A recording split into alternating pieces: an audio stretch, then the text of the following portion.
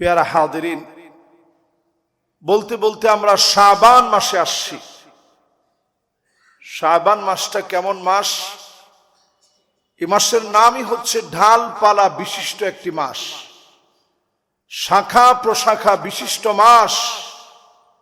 আল্লাহ রাব্বুল ইজ্জাত ওয়াল জালাল রমাদানের পূর্বে অনন্য সুযোগ দিয়েছেন শাবানের বরকতপূর্ণ মাসে।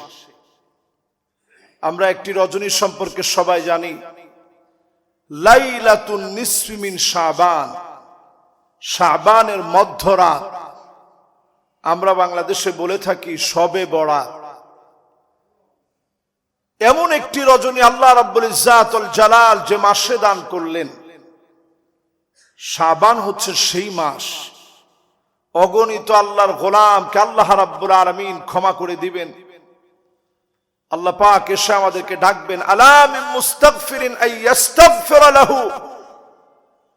আছো কি এমন কেউ, আমি আল্লাহর কাছে তোমার জীবনের গুনাহগুলো থেকে মাফ চাবে? মাফ চাইতে দেরি হবে, আমি আল্লাহ রাব্বুল ইজ্জাত ওয়াল জালাল ক্ষমা করতে দেরি করব না। সুবহানাল্লাহ। আল্লাহ রাব্বুল আলামিন সবাইকে মাফ করে দিবে। রমাদান আসার আগে সবাই মাফ পেয়ে যাবেন, ইল্লা লিমুশরিকিন আও মুশাহিন। হিংসুক আর মুশরিক ছাড়া আল্লাহ রাব্বুল আলামিন সবাইকে মাফ করে দিবেন। ডেকে ডেকে ক্ষমা করে দিয়ে গোলামদের দাম যিনি বাড়ায় দিবেন তিনি কে? এই রজনীকে আমরা অনেকে মনে করি এটা ভাগ্য রজনী। এটা ভাগ্য রজনী হিসেবে আমরা অনেকে আমল করি। ভাগ্য রজনীকে আরবিতে বলা হয় লাইলাতুল কদর, কদরের রজনী। তাহলে শবে বরাত কেমন রজনী? এটি আল্লাহর কাছে অত্যন্ত দামি রজনী, প্রিয় হওয়ার রজনী, সেজদা দেওয়ার রজনী, আল্লাহর কাছে ধর্ণা দিয়ে গুনাহ থেকে মাফ চাওয়ার রজনী। এই শাবান মাস আসলে নবীজির আমল ছিল অধিক পরিমাণ তিনি নফল রোজা রাখতেন। বোঝা যেত যে রমাদান একেবারেই অত্যাসন্ন হয়ে গেছে।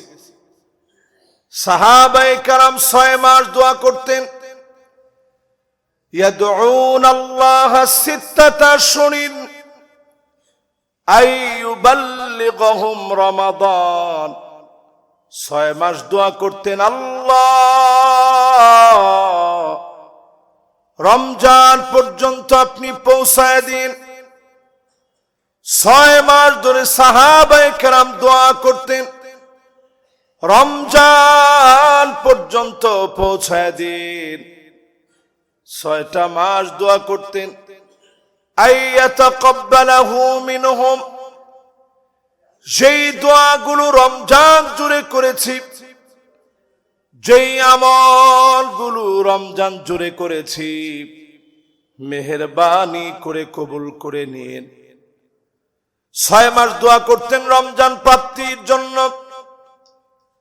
6 মাস দোয়া করতেন রোজাগুলোর ভিতরে যে আমলগুলো করেছে কবুলিয়াতের জন্য। পুরাটা বছর ধরে সাহাবায়ে কেরাম দোয়া করে কাটায় দিতেন। শাবান মাসে এখন আমরা আছি। এই মুবারক সময়ে আপনি আমি যদি অন্তত 2-1টা নফল রোজা রাখি, মন থেকে যদি আল্লাহ রাব্বুল আলামিনের কাছে ক্ষমা চেয়ে নেই, শাবানের মধ্যরাত আসার আগে শাবানের বরকতে যিনি আমাকে আপনাকে ক্ষমা করে দিবেন তিনি কে? 5 শ্রেণীর মানুষ হাদিস থেকে পাওয়া যায়, এই শাবানের রাতেও মাফ পাবে না, মধ্যরাতেও মাফ হবে না, শবে বরাতেও 5 শ্রেণীর মানুষ মাফ পাবে না, কদরের রাতেও 5 শ্রেণীর মানুষের মাফ হয় না। এর মধ্যে 1 নম্বর মুশরিক, যে লোকটা শিরকের সঙ্গে লেগে আছে, আল্লাহ পাক তাকে মাফ করবে না। শুধু এতটুকু নিজের দিলের ভিতরে বসায় নেন, দুনিয়ার কেউ কাউকে কিচ্ছু দিতে পারে না, একমাত্র শুধুমাত্র যিনি দিতে পারেন তিনি কে? এজন্য এখন থেকে আল্লাহর কাছে চাইতে শুরু করেন। শিরকের গুনাহ অজানা অনেক শিরক আমরা করে ফেলেছি, জানি না করে ফেলেছি। আল্লাহর কাছে এজন্য ক্ষমা চান। অজানা যত শিরক করে ফেলেছি আল্লাহ সেগুলো আপনি মাফ করে দেন। দুনিয়ার কোন মাজার অথবা কোন কবর কাউকে কিচ্ছু দিতে পারে না। জিন্দা অথবা মুর্দা কোন পীর কাউকে কিচ্ছু দিতে পারে না। দিতে পারেন একমাত্র যিনি, তিনি কে? এটা বললে অনেকে মনে একটু কষ্ট পান, মনে মনে ভাবেন হুজুর আমার পীরের কি ক্ষমতা নাই? কারো কোনো ক্ষমতা নাই। আমার মতো একটা হুজুর দাঁত ব্যথা হয়েছে, আমি কিছু করতে পারছি? আপনি বুঝেন না? কারো কোনো ক্ষমতা নাই। ক্ষমতার একচ্ছত্র যিনি মালিক তিনি হচ্ছেন আল্লাহ সুবহানাহু ওয়া তাআলা। পীর সাহেবের ডাক্তার দেখানো লাগে না?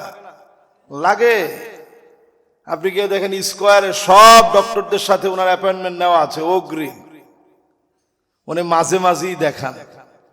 সমস্ত লোকদের দেখানোর আগে মালিকের কাছে ধর্ণা দেওয়া লাগে। ওয়া ইযা মারিতু ফাহুয়া ইয়াশফিন। নবীদের পর্যন্ত আল্লাহর কাছে ধর্ণা দেওয়া লাগে, আল্লাহ আমরা অসুস্থ হয়ে যাই, আপনি সুস্থ করেন। তো সুস্থ করে কে? নবীরা অসুস্থ হয়ে গেলে সুস্থ করেন কে? আমি আপনি অসুস্থ হয়ে গেলে সুস্থ তো আল্লাহ করেন। সে আল্লাহর কাছে চাইতে শুরু করেন। মনের গভীর থেকে মালিকের সঙ্গে সম্পর্ক করেন। ছোট থেকে বড় সব আল্লাহর কাছে শুধুমাত্র চাওয়া শুরু করেন।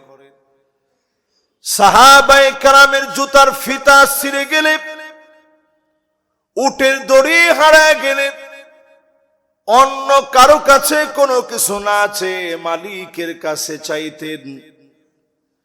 যদি আজকেও চাইতে পারেন, যিনি অবশ্যই সাড়া দিবেন তিনি কে? এবার নবীজির ছোট্ট একটা দোয়া শোনাই। নবীজি কি দোয়াগুলো পড়তেন, আবু বকর রাদিয়াল্লাহু তাআলা আনহু কেমন দোয়া করতেন।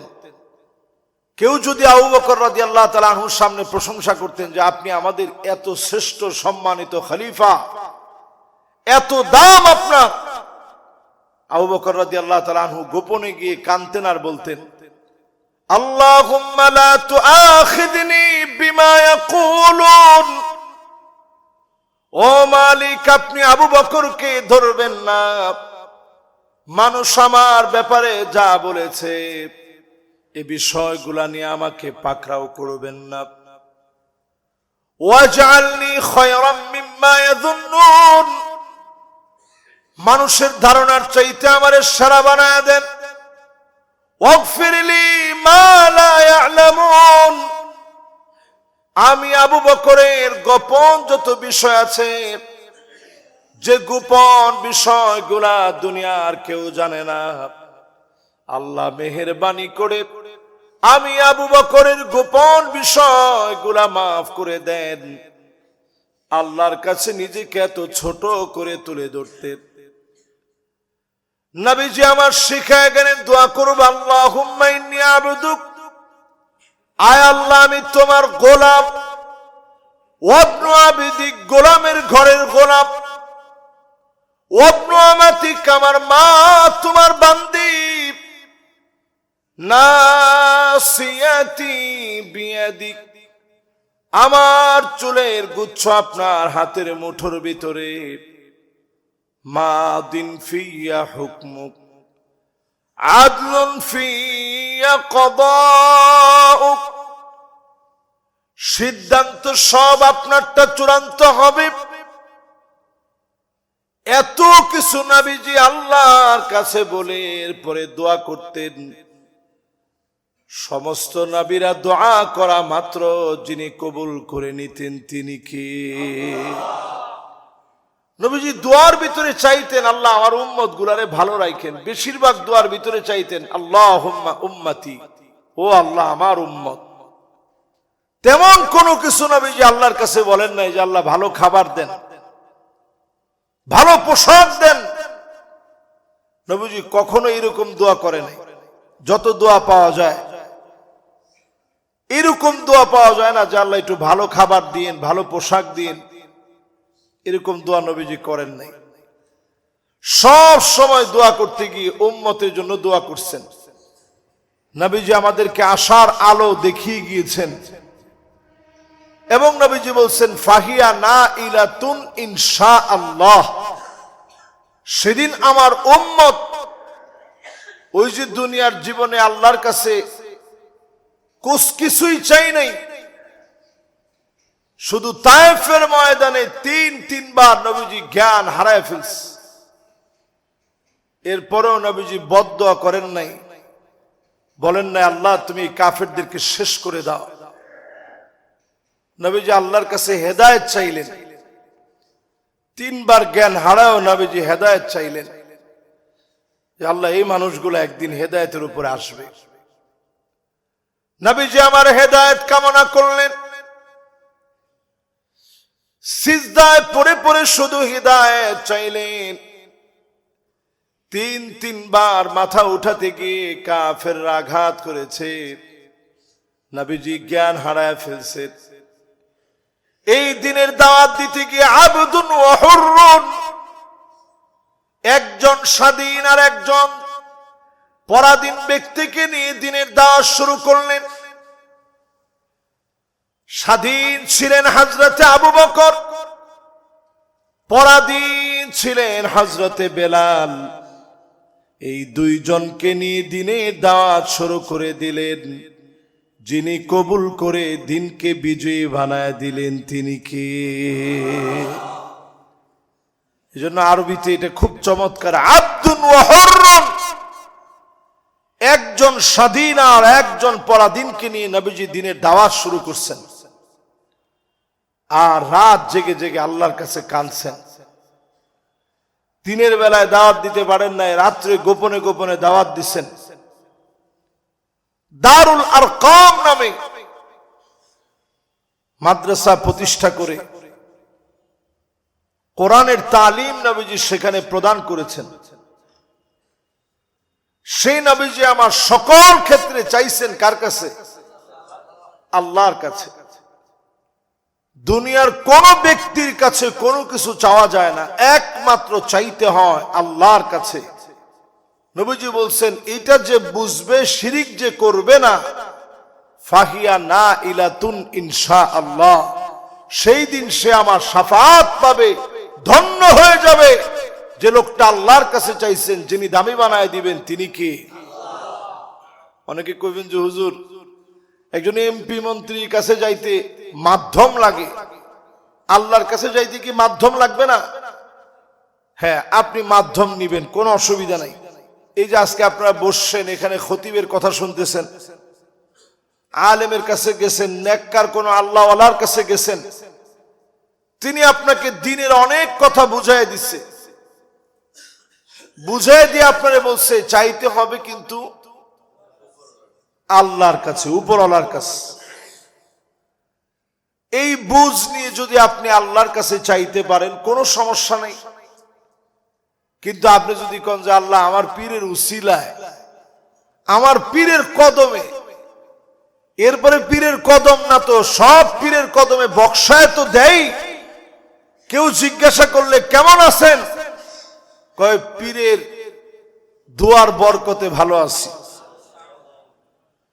এরপরে এইটা তো একটু ভদ্রতা সুলভ কথা, অনেকে কয় যে পীরের দয়ায় ভালো আছে। আর এর চাইতে যারা ভণ্ড তারা কয় দয়ালের দয়ায় ভালো আছি। দয়াল বুঝায় আল্লাহরে বুঝায় না, দয়াল বলে তার পীররে বুঝায়। এর চাইতে যারা ভণ্ড তারা বলে যেইটা পীর ওইটাই আল্লাহ, যিনি আল্লাহ তিনি আমার পীর। এরকম ভণ্ড আছে না নাই? এরকম সব ভণ্ডামি সবে বরাতের আগে বাদ দিতে হবে, নাহলে লাভ নেই। এরকম হাজারটা সবে বরাত জীবন আসবে, লাভ হবে না। 2 নম্বরে প্রিয় ভাইরা আমার, মুসাহিন মানে হিংসা বাদ দেওয়া লাগবে। সর্বোপরি মনে রাখা লাগবে হিংসা করা যাবে না। তো হুজুর হিংসা ছাড়া কি মানুষ আছে? সবার মনের ভিতরে তো কম বেশি হিংসা আছে, সবার মনে। এটা মানবীয় একটা প্রবৃত্তি, এটা আমাদের ভিতরে সৃষ্ট একটা আমাদের স্বভাব, যে আমরা কিছু না কিছু হিংসা করি। আপন ভাইও যদি একটু ভালো চলে তো ভাইয়ের ভিতরে জ্বলা শুরু হয়, কি রে, সে তো আমার চাইতে ভালো চলতেছে। এরকম হিংসা আমাদের সমাজে আছে না নাই? তো এই হিংসা থেকে বাঁচার উপায় কি? আপনি দোয়া করবেন, আল্লাহ আমার ভাইরা আপনি দিছেন, আরো দেন। লগে আপনারা দেন, এটা আর কইতে হইব না, লগে আপনারা দেন। এটা ফেরেশতারা বলবে আপনার পক্ষ থেকে যে আল্লাহ, যেই লোকটার মন এত ভালো, তোমার কাছে চাচ্ছে তার ভাইয়ের জন্য, আল্লাহ তুমি সাথে তারেও দিয়ে দিও। জোরে কোন সুবহানাল্লাহ। এজন্য যার জন্য বেশি হিংসা হবে, যার সাফল্য আপনাকে হিংসাত্মক বানায় দিবে, তার জন্য গোপনে গোপনে দোয়া করবেন। তাহলে হিংসার গুনাহ থেকে আপনি বাঁচবেন এবং ফলশ্রুতিতে আল্লাহ রাব্বুল ইজ্জাত ওয়াল জালাল গুনাহ মাফ করে দিয়ে হিংসা থেকে বাঁচায় দিয়ে এই লাইলাতুন নিসফি মিন শাবান, শাবানের মধ্যরাতে যিনি আমাদেরকে কবুল করে নেবেন তিনি কে? তিন নম্বরে প্রিয় ভাইরা আমার, আকুন লিওয়ালিদাই, পিতা মাতার সাথে খারাপ ব্যবহার যারা করবে, লাইলাতুল বরাতে, শবে বরাতে, লাইলাতুল বারাআত, লাইলাতুন নিসফি মিন শাবান, শাবানের এই মধ্য রজনীতে ওই লোকদের গুনাহ যিনি মাফ করবে না তিনি কে? লাইলাতুন নিসফি মিন শাবানেও মাফ হবে না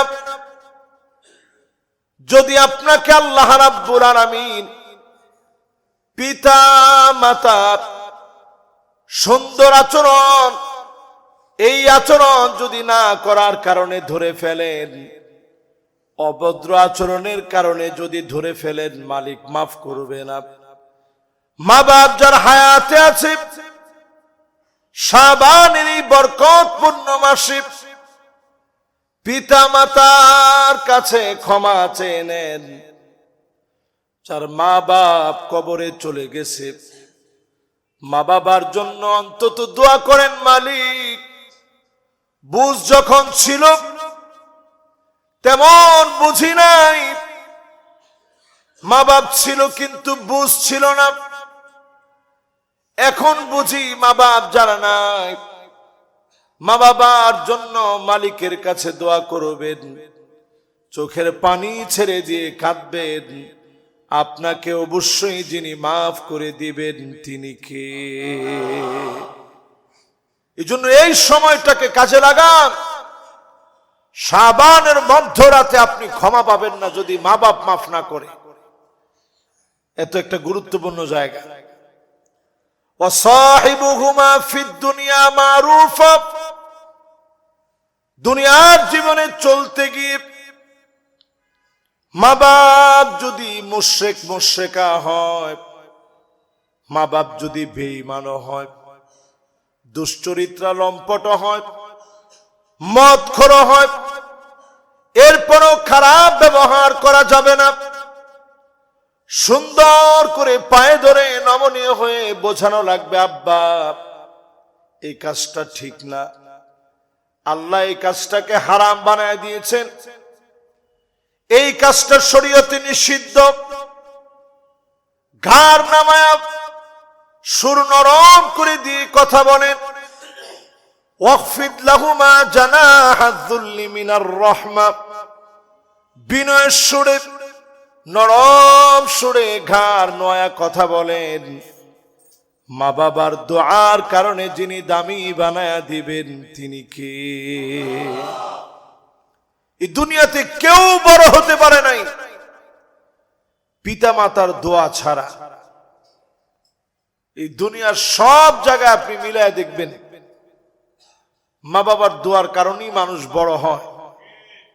আজকের এই মসজিদের এই জায়গা থেকে শুরু করে সামনে যারা বসা আছেন, মিলায় দেখেন মা বাবার দোয়াটা এমন যেটা আপনাকে বড় বানাবেই। যদি আপনি অনেক বড় ডিগ্রিও নিয়ে থাকেন, মা বাপ যদি আপনার উপরে বেজার হয়, কোনো না কোনো একটা জায়গায় গিয়ে আপনি ধরা খেয়ে যাবেন, ধরা খাবেনই খাবেন। এজন্য পিতা মাতা যাদের হায়াতে আছে, ফোন দিয়ে হলেও দেশের বাড়িতে বলবেন, মা শাবান মাস চলে আসছে, এই তো রমজান আসছে বলে এই শাবানের এই বরকতপূর্ণ সময়ে আপনি আমারে ক্ষমা করে দিয়েন। এরকম যদি ক্ষমা চেয়ে নেন, হতে পারে আপনাকে যিনি মাফ করে দিবেন তিনি কে? এরপরে এই শাবান মাসে আল্লাহ পাক মাফ করবে না ওই লোকটাকে, জালেম, প্রতিনিয়ত মানুষের উপরে যে জুলুম করবে, জালেমকারীকে শাবানের মধ্য রাতেও যিনি মাফ করে না তিনি কি? আরেকটা লোককে আল্লাহ রাব্বুল আলামিন শাবানের এই মধ্যরাতে মাফ করে না। পঞ্চম নম্বরে মুদমিনুল খামর, যে লোকটা প্রতিনিয়ত নেশাজাত দ্রব্যাদির সঙ্গে জড়িত। যত নেশাজাত দ্রব্যাদি আছে এগুলো যে লোকটা মাঝে মাঝেই পান করে, সে যদি লাইলাতুন নিসফি মিন শাবান, শাবানের এই মধ্যরাতে জায়নামাজ কাঁধে নিয়ে শেখ দিলু ব্যাপারী ওয়াকফ স্টেট মসজিদে 100 রাকাত, চৌরাস্তা মসজিদে গিয়া আরো 100 রাকাত, কত হলো? শাসাববাড়ি শাহনুরি মসজিদে গিয়া আরো 100 রাকাত, 300 রাকাত পড়ছে। এর বেশি পড়ার তো আর সুযোগ নেই। এক রাত্রে এর বেশি কেমনে পড়বেন? 100 রাকাত পড়লেই ক্লান্ত হয়ে যাবে। তো এরকম আপনি একেবারে সব মসজিদ ঘুরে একটু বরকত নিলেন, পরের দিন যেই সেই আবার আপনি নেশা করলেন। আল্লাহ কা কসম, সারা রাতের এই কষ্টগুলা কাজে আসে নাই। যদি আপনি নিজের পরিবর্তন করতে পারতেন, এই নেশাগুলো যদি বাদ দিয়ে দিতে পারতেন, যিনি আপনার দোয়া কবুল করে ফেলতেন তিনি কে? তবে একদিনই তো নিজের পরিশুদ্ধ করা যায় না। এই জন্য আজকের জুমাতে আমরা কথা বলছি, শাবানের মধ্যরাত আসার আগে নিজের পরিবর্তন করেন। আল্লাহকে দেখান যে আল্লাহ আমি চেঞ্জ হয়ে গেছি, সব বাদ দিয়ে দিয়েছি। আল্লাহ আমার যত বাজে অভ্যাস ছিল সব ছেড়ে দিয়েছি আপনার দিকে তাকায়। নিজের যদি এইভাবে সঁপে দিতে পারেন, শাবানের মধ্যরাত আসার আগে আল্লাহ আপনারে আদর করে মহব্বত করে ডেকে নিবে। মহব্বতের গোলামদের তালিকায় আপনার নাম উঠে যাবে। আমরা মনে করি শুধু শাবানের মধ্যরাতে আল্লাহ প্রথম আকাশ, আল্লাহ রাব্বুল ইজ্জাত ওয়াল জালাল আপনার নিকটবর্তী আকাশ একেবারে কাছে এসে আপনি ডাকতে থাকেন, গোলাম কি লাগবে আমার কাছে বল। এটা শুধুমাত্র এক রজনীতে নয়, বরং আজকের রজনীতেও মালিক আপনার ডাকবে, গোলাম কি লাগবে? গুনাহ থাকলে আমার কাছে মাফ চাও। ইন্নাল্লাহা ইয়াবসুতু ইয়াদাহু বিল্লাইল লিয়াতুবা মুসিউন নাহার। দিনের বেলায় অজস্র গুনাহ করে ফেলেছিলি, এখন রাত হয়ে গেছে, আমি আল্লাহর কাছে মাফ চেয়ে নে। চাওয়া মাত্র যিনি মাফ করে দিবেন তিনি কে? চাইতে দেরি মালিক, মাফ করতে দেরি করে না। আবার দিনের বেলা আল্লাহ দরবারটা খুলে দিয়ে বলেন, ইন্নাল্লাহা ইয়াবসুতু ইয়াদাহু বিন-নাহার লিয়াতুবা মুসিউল লাইল। এখন দিনের বেলা হয়ে গেছে, রাত্রি বেলায় গোপনে গোপনে গুনাহ করে ফেলেছিলি, অন্যায় করে ফেলেছিলি। গোলাম রে, এখন তো দিন হয়ে গেছে, আমি আল্লাহর কাছে রাতের গুনার জন্য মাফ চেয়ে নে। চাওয়া মাত্র যিনি মাফ করে দিবেন তিনি কে? মনের ভিতরে একটু অনুধাবন করেন, কিরকম একজন মালিক আপনার আছে, দিন রাতে মালিক মাফ করে। এই যে আপনারা এখানে বসে বসে কথাগুলো শুনতেছেন, অনেকে নিয়ত করে ফেলছেন মনে মনে, লাইলাতুন নিসফি মিন শাবান, শাবানের মধ্যরাত আসার আগে আমি নিজেকে চেঞ্জ করব। এই নিয়তটা যারা করছেন, আল্লাহ ফেরেশতাদেরকে অলরেডি বলছে উক্তুব, ফেরেশতারা লিখে ফেলো। তো ফেরেশতারা বলবে যে আল্লাহ কি লিখব? আল্লাহ বলবেন লিখে ফেলো কাতাবাল্লাহু লাহু হাসানাতান কামিলা। নিজেরে পুরোপুরি চেঞ্জ করলে যেমন সওয়াব হতো, সম পরিমাণ সওয়াব বান্দার আমলনামায় দিয়ে দাও। আর যদি আপনি খারাপ একটা জায়গায় যান, আল্লাহ পাক বলবে বান্দা এখনো লিখো না, আমার বান্দা আসছে ঠিক, চলে যাবে এখনই। এরপরে যদি চলে নাও যান, আল্লাহ পাক বলবে ঠিকই সকালবেলা আমার গোলাম আমার কাছে মাফ চাবে, তার বুঝ চলে আসবে, সে অন্যায় করে ফেলছে না বুঝে, তার বুঝটা ঠিকই চলে আসবে। ফেরেশতারা এখনো লিখো না, কলম চালাও না। আল্লাহ পাক বড় আশা করেন গোলামেরা তাওবা করবে। তাওবা করতে দেরি, যিনি আদর করতে দেরি করে না তিনি কে? দুনিয়ার জীবনে মা বাপের হাতে আমরা সবাই কম বেশি মার খাইছি না ভাই? দেখবেন একটা দুইটা তিনটা চারটা মার দেওয়ার পর আপনি তো ব্যথা পাইছেন, আপনি ঘুমায় গেছেন এটা মনে করে। প্রায় জনের সঙ্গে এটা হওয়ার কথা, বাপ এসে পিঠটা দেখছে যে হারে আমার ছেলেটারে কেন মারলাম। হয়েছে না এরকম? হয়েছে। কতদিন হয়েছে জীবনে বাপ মারছে, পরে আইসা দেখছে যে হারে ছেলেটারে কেন মারলাম। এই তো বাপের সঙ্গে আপনার সম্পর্ক। ইন্নাল্লাহা জাআলার রাহমাতা মিআতা জাযা, ভালোবাসা দয়া মায়াকে আল্লাহ পাক 100 ভাগে ভাগ করলেন, নিজের কাছে 99 গুণ ভালোবাসা রেখে দিলেন। 1 গুণ ভালোবাসা আল্লাহ রাব্বুল আলামিন 1 ভাগ ভালোবাসা কুল কায়নাতের ভিতরে সবাইকে দিলেন। এই 1 ভাগের কারণে বাপ যদি সন্তানকে এই পরিমাণ ভালোবাসে, মা যদি সন্তানের জন্য নির্ঘুম রাত কাটাতে পারে, আমার আল্লাহ 99 গুণ ভালোবাসা এই দুনিয়ার কাউকে দেন নাই, আল্লাহর কাছে রেখে দিয়েছে। আপনার নিজের জীবনের চাইতেও যিনি আপনারে বেশি ভালোবাসেন তিনি আমার আল্লাহ। নিজের জীবনের চাইতে আগুনে দিলে আপনার কাছে যে কষ্ট লাগবে, এর চাইতে আমার মালিকের বেশি কষ্ট লাগবে। এত বেশি আমার মালিক আপনাকে আমাকে মহব্বত করে, এত বেশি মালিক আপনাকে আমাকে ভালোবাসে, এত বেশি মালিক আপনাকে আমাকে পছন্দ করে। নিজেরে কত পছন্দ করে একটু চিন্তা করেন, আপনার নিজেরই নিজে প্রশ্ন করেন। মালিকের সাথে কত গোপন কথা হয়, দুনিয়ার কেউ জানে না, শুধু আমার মালিক জানে। আল্লাহর সঙ্গে এই সম্পর্ক যেন আমরা গড়তে পারি।